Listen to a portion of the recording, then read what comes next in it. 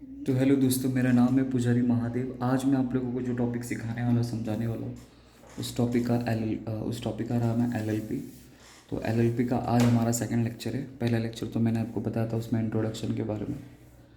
तो आज हम लोग देखेंगे सेकंड लेक्चर में क्या क्या करने वाले हैं। तो एलएलपी का फुल फॉर्म तो आप सभी को पता रहेगा क्या होता है। तो एलएलपी का मतलब होता है लिमिटेड लायबिलिटी पार्टनरशिप। और इसका एक्ट आपको मालूम है ना, 2008। लास्ट लेक्चर में मैंने आपको बताया रहेगा ऐसा। तो लिमिटेड लायबिलिटी पार्टनरशिप क्या होता है, सॉरी ये तो बताया है मैंने। तो डायरेक्टली स्टार्ट करते हैं इसका सम। तो यहाँ पे जो अपन को अकाउंटिंग ट्रीटमेंट करनी है एलएलपी में, अकाउंटिंग ट्रीटमेंट करनी है वो दो कंपनी के हिसाब से करनी है आपको। दो मतलब एक समझो ओल्ड फॉर्म और दूसरा समझो न्यू फॉर्म। तो न्यू फॉर्म मतलब आपका एलएलपी वाला फॉर्म, एलएलपी अकाउंट। तो ओल्ड फॉर्म में हमें क्या करना है, अपने अकाउंट को क्लोज करना है। और पुरानी मतलब एलएलपी में क्या होता है कि पुरानी कंपनी बंद हो जाती है, पुराना फॉर्म बंद हो जाता है और नया फॉर्म स्टार्ट होता है। तो ओल्ड फॉर्म को क्लोज करने के लिए, ओल्ड फॉर्म को क्लोज करने के लिए आपको मल्टीपल अकाउंट बनाना पड़ेगा। तो सबसे पहले हम लोग अकाउंट बनाएंगे रियलाइजेशन अकाउंट। फिर दूसरा अकाउंट हम लोग प्रिपेयर करेंगे पार्टनर्स कैपिटल अकाउंट। फिर तीसरा अकाउंट प्रिपेयर करेंगे cash bank account. If not taken over bye, if not taken over bye LLP. अगर न्यू फॉर्म अगर नहीं लेके जा रहा है तो फिर हम लोग कैश बैंक अकाउंट बनाएंगे। अगर कैश बैंक अगर एलएलपी लेके जा रहा है तो आपको बनाने की ज़रूरत नहीं है। एंड फोर्थ अकाउंट बनाएंगे हम लोग new firm account. New form का मतलब होता है एलएलपी अकाउंट। बस आपको ये चार अकाउंट्स प्रिपेयर करने हैं। लेकिन मोस्ट ऑफ दिस सब में क्या होगा कि realisation account, partners capital account और न्यू फॉर्म अकाउंट, बस ये तीन ही अकाउंट बनाया जाएगा। और न्यू फॉर्म में क्या अकाउंटिंग ट्रीटमेंट करनी है हम लोग को, न्यू फॉर्म में सिर्फ और सिर्फ हमें जर्नल एंट्री पास करनी है बस, और कुछ नहीं। इसलिए आपको ज़्यादा न्यू फॉर्म का याद नहीं रख रहा है, आपको ओल्ड फॉर्म का याद रखना है।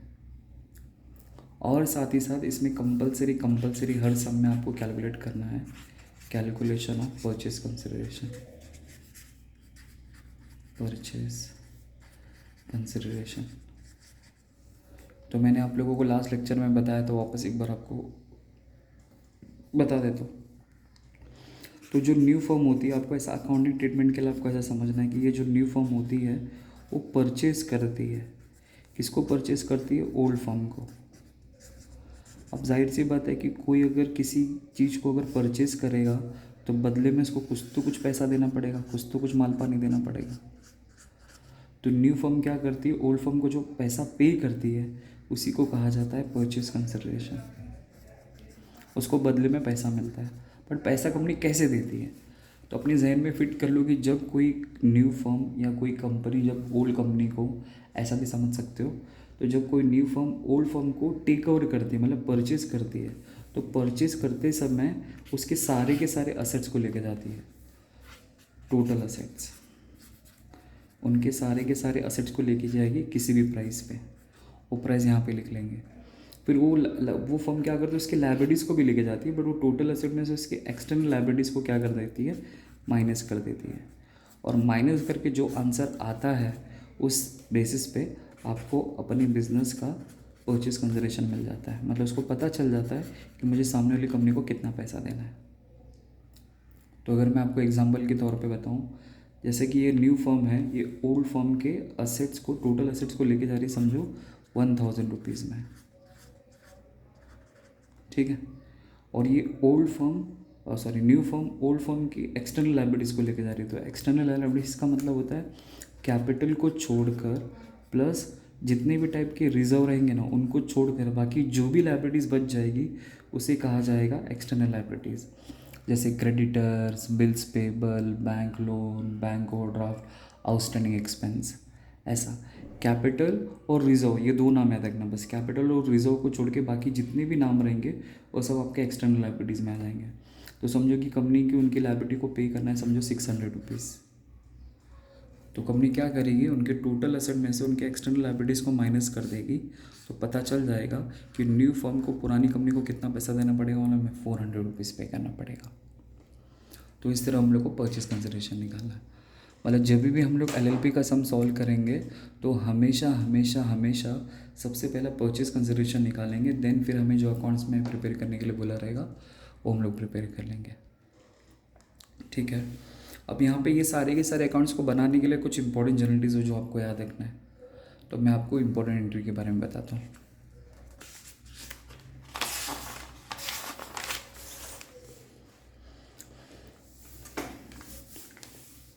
तो नेक्स्ट है इम्पॉर्टेंट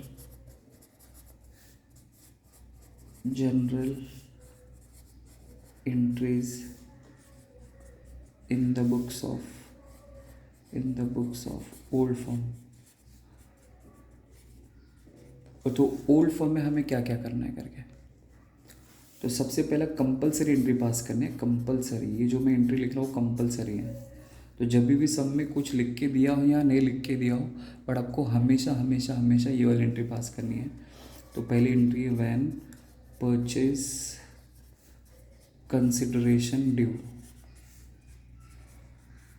तो व्हेन परचेज कंसिडरेशन ड्यू का मतलब होता है कि न्यू फर्म को, आपको मैंने पहले बताया था कि न्यू फर्म को ओल्ड फर्म को कुछ पैसा पे करना पड़ता है।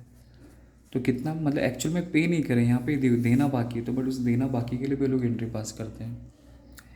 ठीक है, तो ये पैसा कौन पे करेगा, ऑफकोर्स न्यू फर्म पे करेगा। तो न्यू फर्म अकाउंट डेबिट हो जाएगा।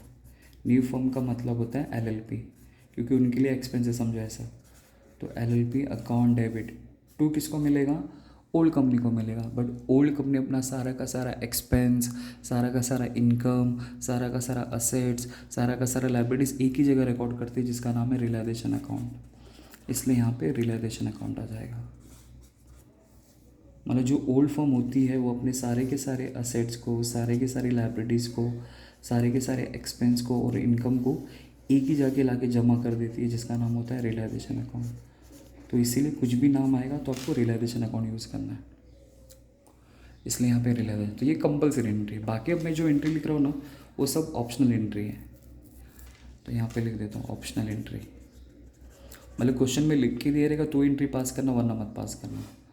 ऑप्शनल एंट्री, तो इसमें सबसे पहला आता है when assets taken over by partner. इसका मतलब क्या हुआ कि समझो कि बिजनेस का कोई फर्नीचर है जिसकी कीमत है 50,000 रुपीज़। तो आपको माइंड में सेट करना है कि जो न्यू फर्म होता है ना, न्यू फर्म वो टेक ओवर करता है। क्या करता है, टेक ओवर करता है। किसको टेक ओवर करता है, ओल्ड फर्म को। तो जब ओल्ड फर्म को टेक ओवर करता है तो उसके सारे के सारे असेट्स और लायबिलिटीज़ को लेके जाता है न्यू फर्म। लेकिन कभी कभी ऐसा होता है कि ये न्यू फर्म बोलता है कि हम आपका फर्नीचर नहीं लेके जाएंगे, क्योंकि आपका फर्नीचर लेके जाके कुछ मतलब नहीं, बहुत ख़राब हो चुका है, मतलब नहीं उसको। तो एक काम करो, या तो आप उसको बेच दो या तो आप खुद लेके चले जाओ। तो यहाँ पे ऐसा बोला जा रहा है कि अगर न्यू फर्म अगर उनके असेट्स को नहीं लेके जा रहा है तो आपको खुद से ऐसा सोचना है, आपको खुद से ऐसा सोचना है कि फर्नीचर को फिर कौन लेके जाएगा, पार्टनर लेके जाएगा। आपको अपने आप से ही एंट्री सोचनी है। आपको क्वेश्चन में लिख के नहीं दिया रहेगा, आपको क्वेश्चन में सिर्फ इतना लिख के दिया रहेगा कि furniture is not taken over bye new firm. Okay, अगर न्यू फर्म अगर नहीं लेके जा रहा तो कौन लेके जाएगा, पार्टनर लेके जाएगा। आपको ऐसा सोचना है। तो when assets taken over by partner, तो पार्टनर के पास असेट्स आएगा ऐसा सोचो, या पार्टनर को उसका पैसा पे करना पड़ेगा। तो पार्टनर के लिए वो एक्सपेंस है, इसलिए एंट्री हम लोग पास करेंगे पार्टनर्स कैपिटल अकाउंट डेबिट। उनके अकाउंट में से पैसा डेबिट हो जाएगा। टू, बिजनेस में से असेट जाएगा। तो बट मैंने यहाँ पे क्या बोला कि असेट्स हो, लायबिलिटीज़ हो, एक्सपेंस हो या इनकम हो, ये जब भी इनका जिक्र किया जाएगा तो आपको हमेशा किस अकाउंट को याद रखना है, रियलाइजेशन। इसलिए टू रियलाइजेशन अकाउंट आ जाएगा यहाँ पे। तो इसलिए एंट्री पास करेंगे partners capital account debit to realisation account. फिर थर्ड एंट्री आती है when liabilities taken over by partner. Okay, तो यहाँ पे लायबिलिटीज टेकन ओवर हो रहा है। इसका मतलब सेम वैसे ही समझो कि जैसे कि बिजनेस का कोई बैंक लोन है और न्यू फॉर्म ने बोला कि हम उसको नहीं लेके जा रहे। बैंक लोन बैंक लोन समझो पे करना है 50,000 रुपीज़ पुरानी कंपनी का, तो न्यू फॉर्म ने बोला कि हम उसको लेके नहीं जाएंगे, हम उसका पैसा पे नहीं करेंगे। तो समझ जाने का, फिर वो कौन लेके जाएगा? पार्टनर लेके जाएगा। तो पार्टनर की जिम्मेदारी हो जाएगी उसको पे करने की। तो इसका मतलब फिर पार्टनर को पैसा पे करना पड़ेगा, तो पार्टनर के लिए लायबिलिटी एक्सपेंस बन जाएगा। तो लायबिलिटी नहीं लिखना है आपको, उसकी जगह पे क्या लिखना है? रियलाइजेशन लिखना है। तो रियलाइजेशन हमारे लिए एक्सपेंस है, लायबिलिटी हमारे लिए एक्सपेंस है, इसलिए रियलाइजेशन अकाउंट डेबिट आ जाएगा। और पैसा कौन पे करेगा? पार्टनर पे करेगा। तो पार्टनर में से जाएगा तो पार्टनर्स कैपिटल अकाउंट, तो यहाँ पे आ जाएगी। अगर तुम लोग सेकंड और थर्ड को देखें, ध्यान से देखेंगे ना, तो मैंने क्या किया, सिर्फ रिवर्स एंट्री पास किया। असेट्स टेकन ओवर वाला रहेगा तो ये एंट्री आएगा, एंड लायबिलिटीज टेकन ओवर वाला रहेगा तो ये वाली एंट्री आ जाएगी। बस और कुछ नहीं, ठीक है। फिर उसके बाद देन कभी कभी अगर उन लोगों ने असेट को बेच दिया तो व्हेन एसेट्स आर सोल्ड, तो अगर उन लोगों ने अगर असेट्स को बेचा है तो असेट बेचने वाली एंट्री आ जाएगी। तो असेट बेचेंगे तो क्या एंट्री आएगी? तो कैश बैंक अकाउंट डेबिट, क्योंकि पैसा आएगा, कैश बैंक अकाउंट डेबिट। और बिजनेस में से असेट जाएगा तो असेट की जगह पे आपको क्या लिखना है? Realisation account. ये फोर्थ एंट्री होगी।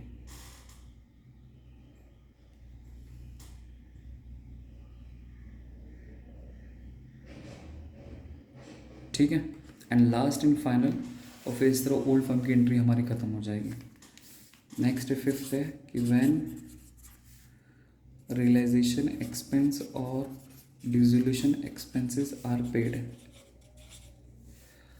तो रियलाइजेशन एक्सपेंस और डिसोल्यूशन एक्सपेंस का मतलब होता है कि कंपनी को जब अपने बिजनेस को बंद करना पड़ता है तो कुछ लीगल प्रोसीजर रहते हैं, कुछ खर्चा होता है, तो उन्हीं खर्चों को बोला जाता है रियलाइजेशन एक्सपेंस। तो जब भी एक्सपेंस की बात होगी तो आपको रियलाइजेशन अकाउंट को क्या करना है? डेबिट करना है। इसलिए realisation account debit to cash bank account आ जाएगा। बस, तो इतनी एंट्री आपको याद रखनी in the books of old form, इतनी एंट्री। बट उसमें से सिर्फ और सिर्फ पहली एंट्री आपकी कंपलसरी है बस। बाकी ये क्वेश्चन में लिख के दिया रहेगा तो ही पास करेंगे, वरना आपको पास करने की ज़रूरत नहीं है, फिर सीधा अकाउंट को सेटल कर देना आपको। ठीक है। अब मैं आपको जो बताने जा रहा हूँ नेक्स्ट है important journal entries. Important journal entries in the books of new form. तो न्यू फॉर्म का मतलब होता है एलएलपी।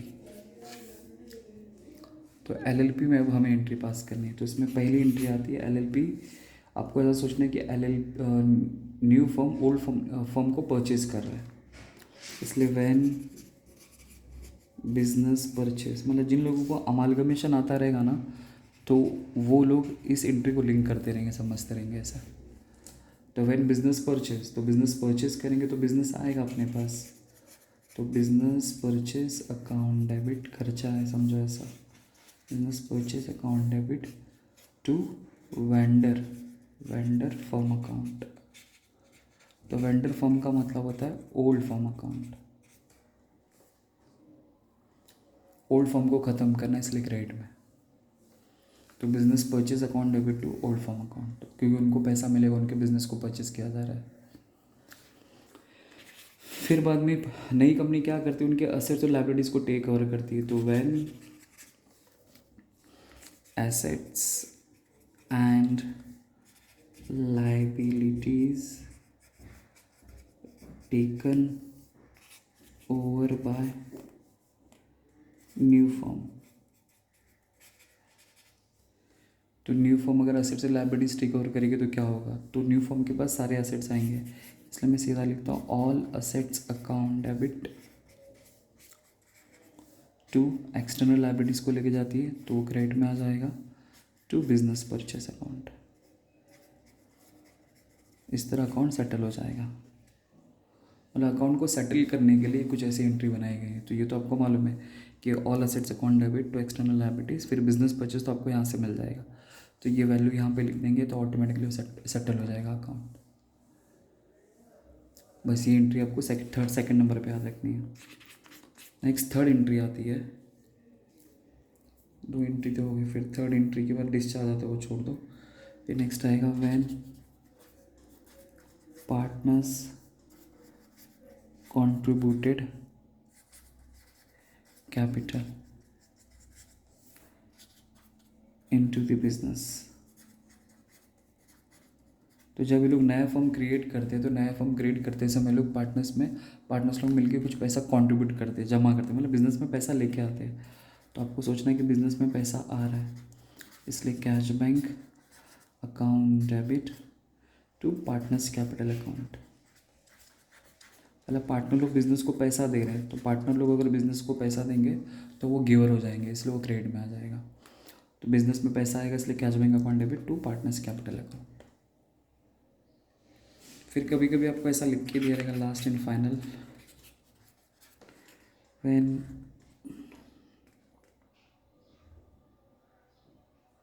बिजनेस नहीं, व्हेन परचेज कंसिडरेशन पेड। तो परचेज कंसिडरेशन का पैसा उन लोगों ने पेड कर दिया। तो परचेज कंसिडरेशन का जो पैसा पेड किस में भी किया जाता है, तो किसको दिया जाएगा, वेंडर फर्म को दिया जाएगा, इसलिए वेंडर फर्म पैसा रिसीव करेगा, मतलब ओल्ड फर्म, इसलिए vendor firm account debit to cash bank account. तो व्हेन परचेज कंसिडरेशन पेड मतलब न्यू फर्म को ओल्ड फर्म को पैसा पे करना पड़ेगा, क्योंकि इसका बिजनेस परचेज कर रही है। तो जब बिजनेस परचेज करेगी तो उसको पैसा देंगे तो ओल्ड फर्म पैसा रिसीव करेगा, इसलिए old firm account debit, sorry vendor firm account debit, और नई कंपनी के पास से पैसा जाएगा इसलिए टू कैश बैंक अकाउंट। कभी कभी इक्विटी शेयर्स दिया जाएगा तो वो बात की बात है। बस आपको इतनी एंट्री आपको इस LLP में आपको याद रखनी है बस। अगर इतनी एंट्री आपके जहन में अगर फिट हो गई तो आप लोग आसानी से कोई भी टाइप का आप लोग सम क्या कर सकते हैं, सॉल्व कर सकते हो। तो ये जस्ट मैंने आपको अकाउंटिंग ट्रीटमेंट बताई है कि कैसे क्या करना है करके, बाकी कुछ ज़्यादा कुछ खास नहीं है। सम कराऊंगा तो आपके मन में जितने भी डाउट है, माउट है, शाउट है, पाउट है, खाउट है, वो सारे के सारे ख़त्म हो जाएंगे। ठीक है, तो अभी हम लोग नेक्स्ट सम करेंगे। आई होप आपको समझा रहेगा। Thank you.